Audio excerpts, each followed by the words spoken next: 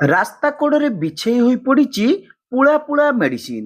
ଏଭଳି ଏକ ଘଟଣା ଦେଖିବାକୁ ମିଳିଛି ବାଲେଶ୍ୱର ଜିଲ୍ଲା ରେମୁଣା ବ୍ଲକ ଶ୍ରୀଜଙ୍ଗ ରସାଳପୁର ମୁଖ୍ୟ ରାସ୍ତାର ତୁଣ୍ଡୁରା ସ୍ଥିତ ରାସ୍ତା ପାର୍ଶ୍ୱରେ ବିଛାଡ଼ି ହୋଇ ପଡ଼ିଥିଲା ମାଳ ମାଳ ପ୍ୟାକେଟ ସରକାରୀ ଔଷଧ। ସରକାର କା ମାଲ ଦରିଆ ମେ ଡାଲ। ସରକାରୀ ଡାକ୍ତରଖାନାରେ ରୋଗୀଙ୍କୁ ମିଳୁନି ଔଷଧ, କିନ୍ତୁ ରାସ୍ତା କଡ଼ରେ ଫୋପଡ଼ା ଯାଉଛି। ଓଡ଼ିଶା ସରକାରଙ୍କର ଯୋଗାଣ ବିକ୍ରୟ ପାଇଁ ନୁହେଁ ବୋଲି ଲେଖାଥିବା ଗୋଟିଏ କି ଦୁଇଟି ପ୍ୟାକେଟ ନୁହଁ, ପ୍ରାୟ 50ରୁ 60 ପ୍ୟାକେଟ ଆଇରନ୍ ଓ ଫୋଲିକ୍ ଏସିଡ୍, 50 ml ସିରାପ ସହ ଅନ୍ୟ ମେଡିସିନ ପଡ଼ିଥିଲା, ଯାହା ରୋଗୀମାନଙ୍କୁ ମାଗଣାରେ ଦିଆଯିବାର ଥିଲା।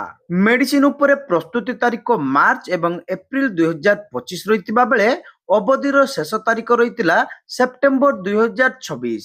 ଆହୁରି 9 ମାସ ଔଷଧର ଅବଧି ସରିବାକୁ ଥିବା ବେଳେ ଔଷଧଗୁଡ଼ିକୁ କାହିଁକି ଫିଙ୍ଗି ଦିଆଗଲା ଏବଂ କେଉଁଠୁ ଆସିଲା ତାହା ଜଣାପଡ଼ିନି। ଗଣମାଧ୍ୟମରେ ଖବର ପ୍ରକାଶ ପରେ ସ୍ୱାସ୍ଥ୍ୟ ବ୍ୟବସ୍ଥାର ବିଚିତ୍ର ଚିତ୍ରକୁ ନେଇ ଜିଲ୍ଲା ମୁଖ୍ୟ ଚିକିତ୍ସାଧିକାରୀ ଡକ୍ଟର ପ୍ରଭାତ କୁମାର ବେହେରା କହିଛନ୍ତି, ଜିଲ୍ଲା ସ୍ୱାସ୍ଥ୍ୟ ବିଭାଗ ପକ୍ଷରୁ ତଦନ୍ତ ନିର୍ଦ୍ଦେଶ ଦିଆଯାଇଛି। ଘଟଣାସ୍ଥଳରେ Remuna CHC medical officer doctor Ramchandra Kisku ଓ ଟିମ୍ ପହଞ୍ଚିଥିଲେ। ବହୁ ବେସରକାରୀ ଔଷଧ ସହିତ ସରକାରୀ ଔଷଧ ପଡ଼ିଥିବା ଦେଖିବାକୁ ପାଇଥିଲେ। କେବଳ ଏଥର ନୁହେଁ, ବରଂ ପୂର୍ବରୁ ମଧ୍ୟ ଅନେକ ବାର ସେହି ସ୍ଥାନରେ ଔଷଧ ଫିଙ୍ଗା ଯାଇଥିବା ସାଂଘାତିକ ପ୍ରତିକ୍ରିୟା ରଖିଥିଲେ। ତେବେ ଫିଙ୍ଗା ଯାଇଥିବା ଔଷଧକୁ ସଂଗ୍ରହ କରିଛି ଟିମ୍। ସେଥିରୁ ଅନେକ ଏକ୍ସପାୟରି ଅବଧି ରହିଥିବା ମେଡିସିନ ଜବତ ହୋଇଛି।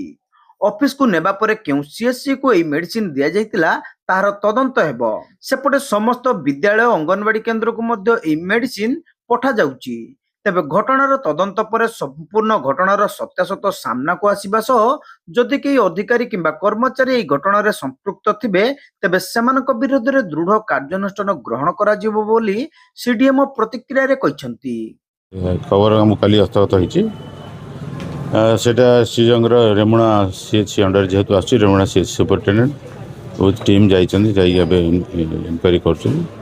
ଇନକ୍ୱାରି କରି ରିପୋର୍ଟ ଏବେ ଦେବେ। ସେ ଯିଏ ଯେଉଁ ସରକାରୀ କର୍ମଚାରୀର ଅବହେଳା ବା ଯେଉଁ ଜାଣିଶୁଣି କରୁ ବା ଜାଣତେ କରୁ ଯିଏ କରିଛି ତା ବିରୁଦ୍ଧରେ ଆକ୍ସନ୍ ନିଆହେବ, ବିହିତ କାର୍ଯ୍ୟାନୁଷ୍ଠାନ କରାଯିବ। କେତେ ପାଖାପାଖି ମେଡିସିନ ହବ ବୋଲି ଆପଣଙ୍କ ଖବର ରହିଛି? ପ୍ରାଥମିକ ଖବର କେତେ କ'ଣ ରହିଛି? ପ୍ରାଥମିକ ଖବର ଆସିଛି ପାଖାପାଖି 50-60 ବୋଟଲ ଆଇରନ୍ ସିରପ୍ ଆଉ କିଛି IFA ଟ୍ୟାବଲେଟ୍ ଖବର ଆସିଛି। କିଛି ଏକ୍ସପାୟାର ହେଇନଥିଲା ବୋଲି କୁହାଯାଉଥିଲା, ତ କେତେ ଦିନ କ'ଣ ସେଟା ତ ଗଲେ ଜଣାପଡ଼ିବ। ଆକ୍ଚୁଆଲି ଏକ୍ସପାୟାର ହେଇଛି ନ ହେଇଛି କିଛି ଗୋଟେ ସୋର୍ସରୁ ଖବର ମିଳିଲା ସେପ୍ଟେମ୍ବରରେ ଏକ୍ସପାୟାର ହେଇଛି।